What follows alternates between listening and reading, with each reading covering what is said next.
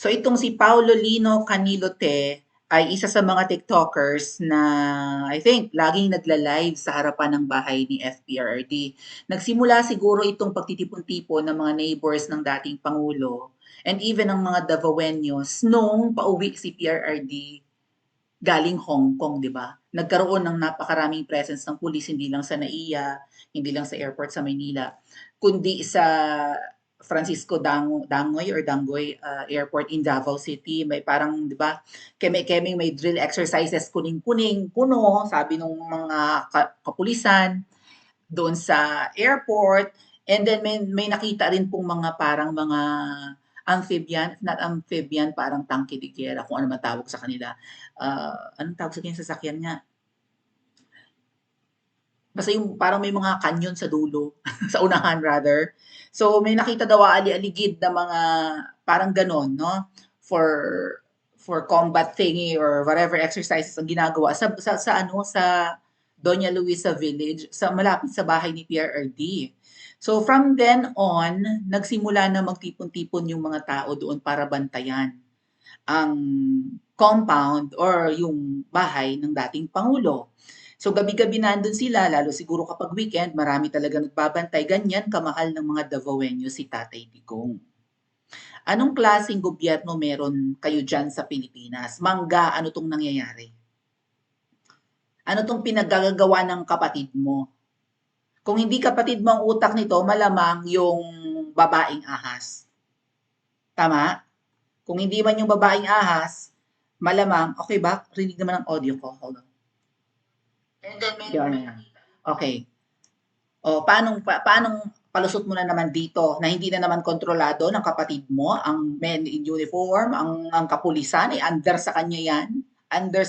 Nasa executive department ang men in uniform. Kapatid mo ang chief executive, tapos hindi sumusunod sa kanya at hindi niya alam ang pinagagawa. Kung alam niya, wala siyang pakialam. Ganun ba yun, Mangga? So ayan po, may mga nagba-vlog nga doon. Kanina pa umuwi na raw yung mga tao, konti na lang daw sila, mga 10 hanggang 15 na lang. Nakarinig sila ng intel na lulusob ang CIDG or si Torre raw. Narinig ko binanggit kanina yung pangalan ni Torre. And then, hindi daw muna nila pinaniwalaan. Pero nakakatuwa, may mga reliable sources sila, hindi ba? Pero nung si Kitty daw ang tumawag, ay yun na, verified na. Kaya humingi ng saklolo ito, nag-live, kasi si Kitty Duterte daw ay tumawag sa mga vloggers, humingi nga ng kanilang presence na mag-vlog doon sa compound ni na PRRD. Ano tong pinagagawa? Right? How I wish si Tatay Digong may bahay sa Manila, right? May properties sa Manila. Tapos doon na sila known resident, right? Si VP Sara, I think may bahay sa Manila pero inuupahan lang. How I wish meron si Tatay Digong at tsaka nag-move na sila sa Maynila para kung doon lulusob ang kapulisan, doon nagba-vlog ang karamihan. Kasi syempre, mas maraming vloggers sa Maynila. O anong nangyayari dyan sa Maynila? Mukhang wala nang kumikilos. At ano ang balak ng kapulisan kung bakit sila lulusob sa bahay ni Tatay Digong? So ang instructions dito kina Paulo Lino ay buhayin lang yung kanilang mga cameras, di ba?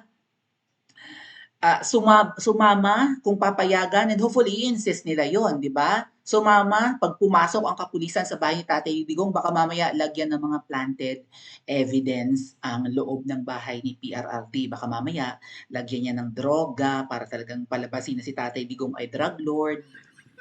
Kasi nga ang mga vloggers daw ay mga ano, 'di ba, mga narco vloggers kapag Maka Duterte ay, 'di ba, mga vloggers daw na pina-finance ng mga narco or narco syndicates at inaakusahan nga po ng mga dilaw, ng mga pink at ngayon ay ng mga loyalista ni si Tatay Digong ay involved sa kalakaran ng droga o yung kanilang pamilya.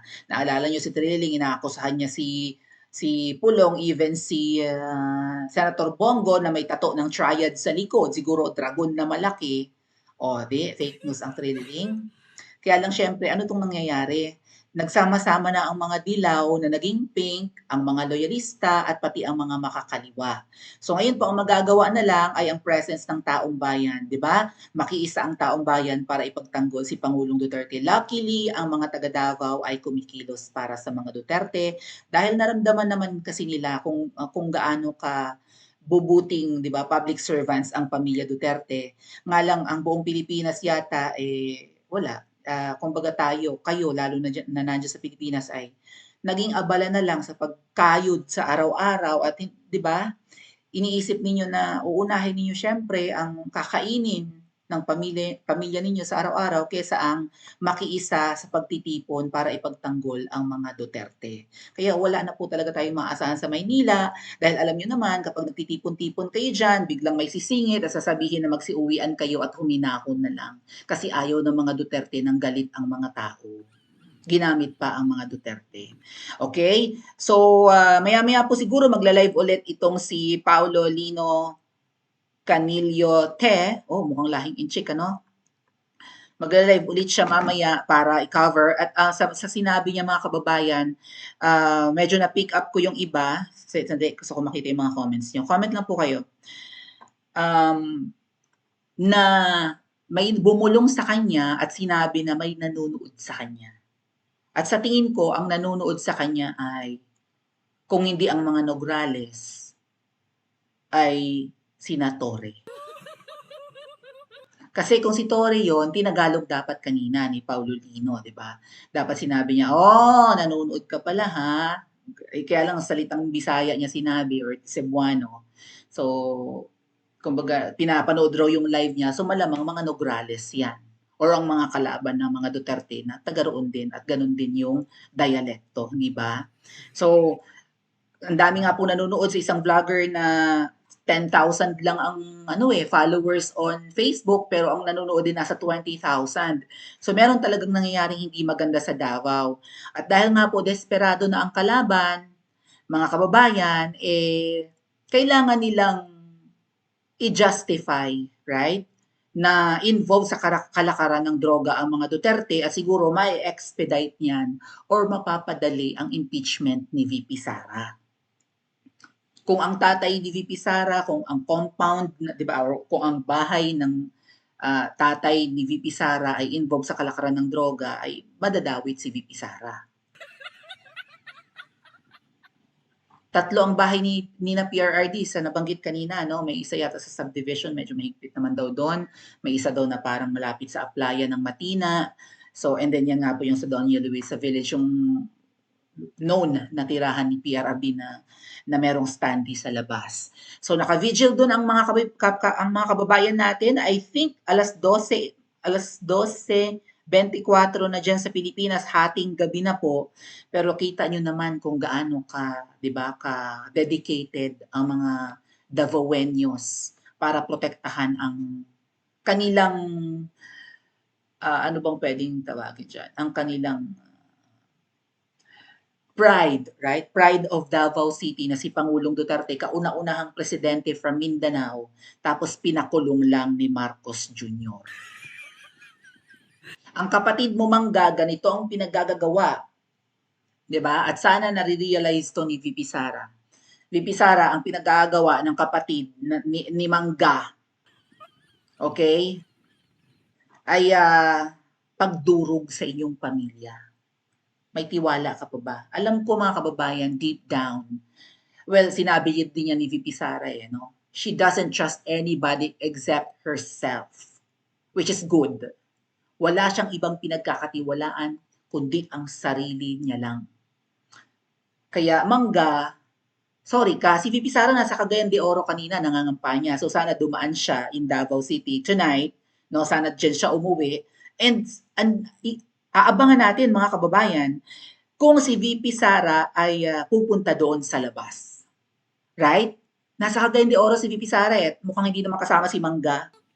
Ang tigas ng mukha, buntot ng buntot kay VP Sara.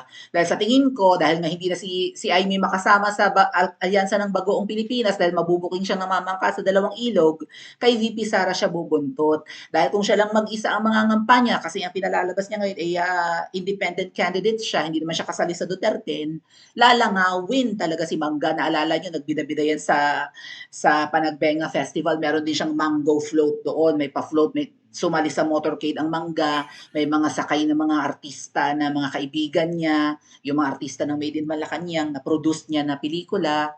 So sumama sa kanya, kaway-kaway, wala namang pumapansin. Tapos may isa pang pag-iikot si Mangga somewhere in QZ or in NCR, no nagagis-hagis pa ng mga t-shirt, wala namang taong pumapansin.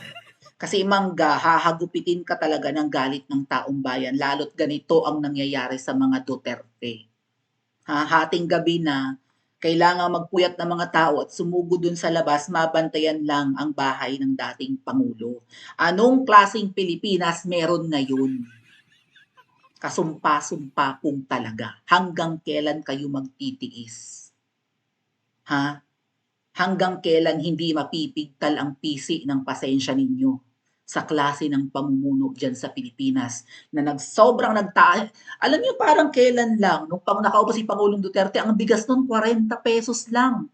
Magkano ang bigas dyan ngayon? 60? Yung masarap, 70? 40 lang ang bigas, baka nakakalimutan nyo, ang formula ni Lugaw is 40 times 4 is 1/6.